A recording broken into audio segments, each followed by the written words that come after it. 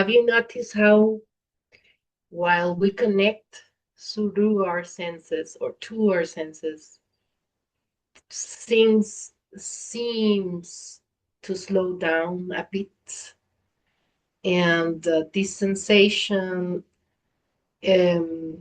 basically during these times of modernity is it's being named by a sociologist and philosopher called Sigmund Bauman as a, liquid modernity. I don't know if you have heard about it, but it's this sense of everything going so fast.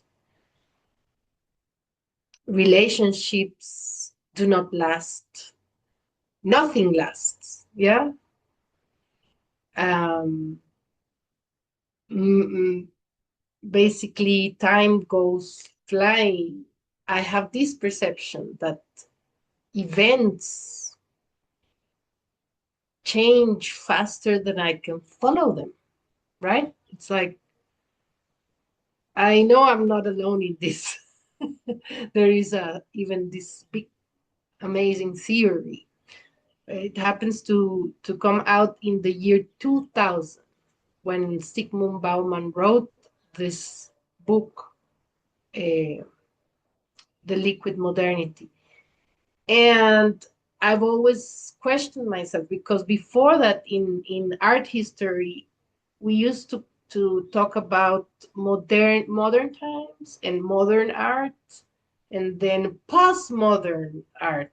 Yes, and then what comes after postmodern, because there's, I thought we lived in modern times, and we're still in modern times. Yes, so when does this modern times end? No.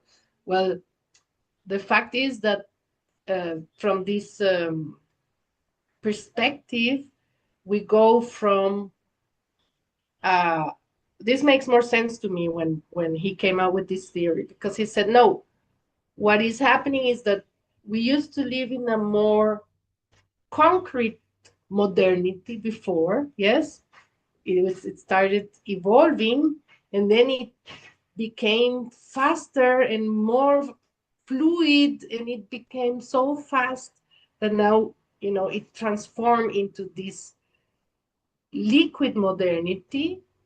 And probably in my thoughts, we're going to the gas modernity later on, because it's going to be so imperceptible, like things are going to move so quickly that yeah, this is sometimes I have this sense in my mind that I cannot follow my ideas anymore, because I'm, so how do I handle this?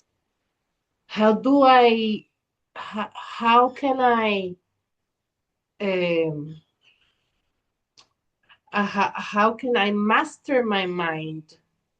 And I was not the only one to question this eventually. And he starts his book with a little with a little reference. He starts this book of liquid modernity with this reference of Paul Valéry, who's a writer, a poet, and a philosopher.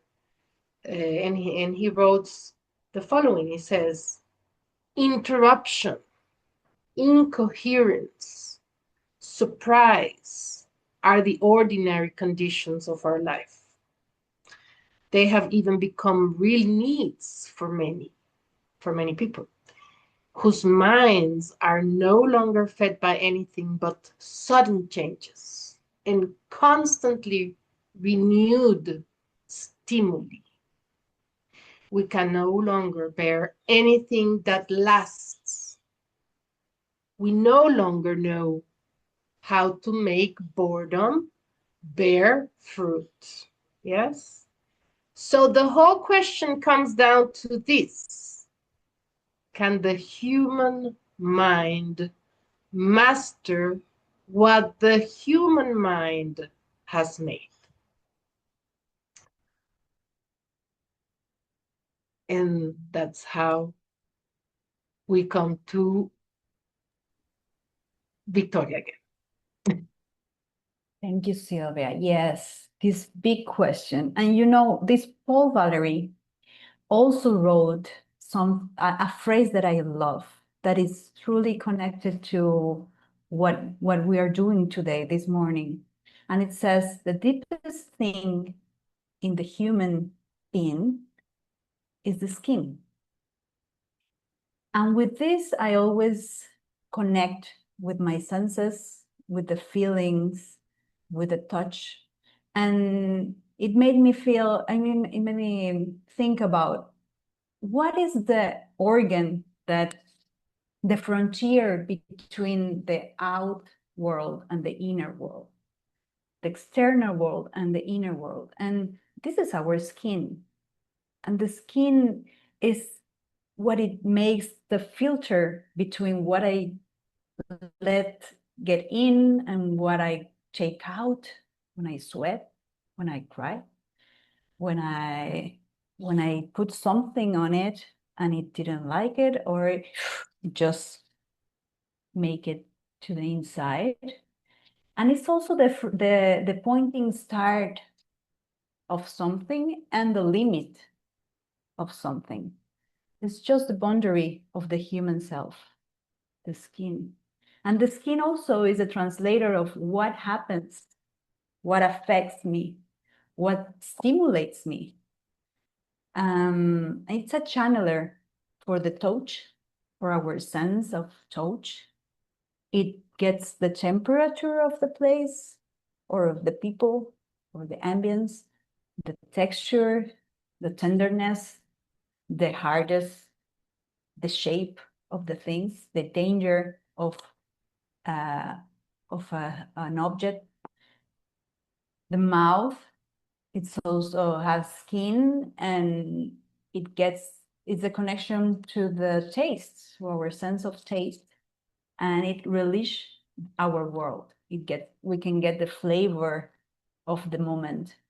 It make memories from how we taste something, and it start to be a story about how we taste something and how was the taste of the space and the moment that we were living. Another channel is that our nose, how it smelled, what was the fragrance of the place. Of course, I know we have more senses than these five, but these basic five just make our world like if we were cooking something. And as you can see, I love cooking, so I'm always using the word cooking. And it's like we're cooking something, and these senses start to make the perfect meal of what is going on with us. So the smell is the magic door to fly to wherever we want, whenever we want. I will say is the most difficult to describe, and exactly because there are so many fragrances that they are unique.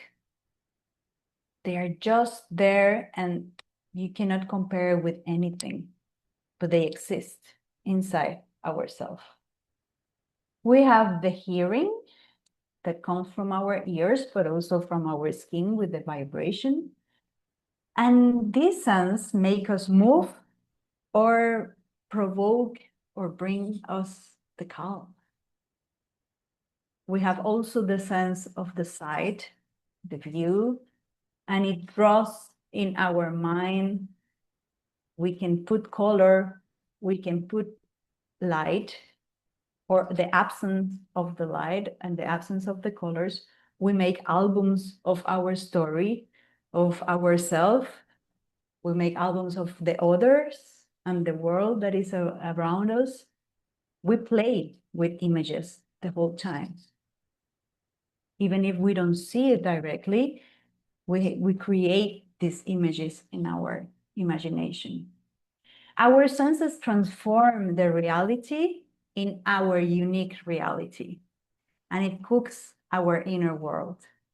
The senses can take us far away if we want, if we pay attention to something that has already happened, or it can take us just here It can bring us to the now, to the moment, as we did in this little moment some minutes ago, that we really, where I am, what's the smell of this moment, or what's the smell of this place where I live, where I'm just standing, where I'm sitting, where I'm present.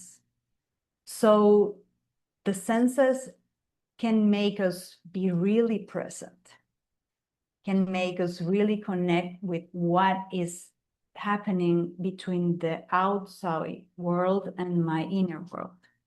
It all made sense when we came together.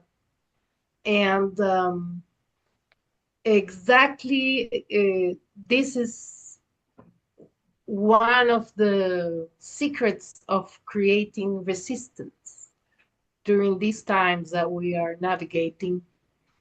How are we making sense of who we are and what we're doing in the world today? And to come together makes sense because we need to stop. We need to make this is my own reflection, and I hope that it becomes an interactive um, conversation. But we are trying to slow down. How do we slow down? Yes. How are we more present for us, for ourselves, but also for the people? Yes. And networking, it's essential. It's essentially in the center of what we need to do so that the world can make sense to us. And because peace is something that we create together, together. And this is our hope. We hope to live in a peaceful world. This is what we are doing. This is what each of us are doing in the world. We are creating peace for other people individually, or we're creating peace for groups of people where we are trying. Don't ever think that your small actions are not valid. Each and every single thing that we do, as small as it seems, it's important. And this is a proof, yes,